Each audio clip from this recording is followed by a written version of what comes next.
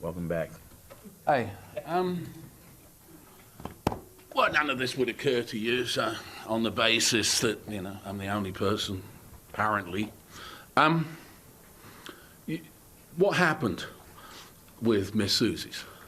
What happened with various other public-private partnerships, so-called, notwithstanding this is a sale agreement, would tend to indicate that successive commissions here have missed the point. You know, we gave the Bayfront Marina Jacks till the mid-2040s, nearly 15 years ago, and for 3% of their sales, and then they sold the underwater rights there for $42 million, which city taxpayers got nothing of. So our record's not great. So I've got nothing personal against this proposal or the proposer, but no mention. You know, there's $32 million. I don't think they got 32 million bucks. The company was formed on the 23rd of August last year. It's an LLC with one director. The question is, same as with tableside cares, when they come along and they tell you they're going to do something, they get you to give them 150 grand at 1%, they leave a great big hole on Martin Luther King, they tell you they're going to secure, it's going to be great, everybody's going to have a job. You remember all those beautiful slides.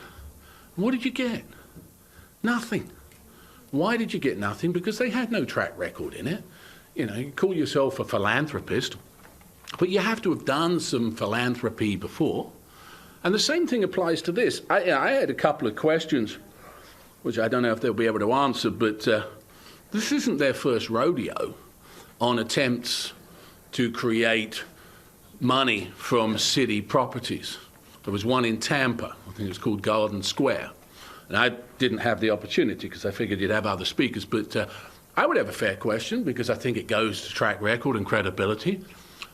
Did that come off? Is Garden Square LLC still in existence? And if it wasn't, and if it isn't, here we are 5 years later with a similar, forgive me, shaggy dog story, completed with a whole bunch of slides. The question about comprehensive plan, that's not up to Mr. Fournier or Mr. Brown. We've talked about that. Every time you do that, it's a precedent for people who are actually going to do something. So, of course, Marian Anderson needs to be done. The only question here, and if they can come back here and they can show you, then they should show you. You remember the Jerry Maguire, the movie? Show me the money.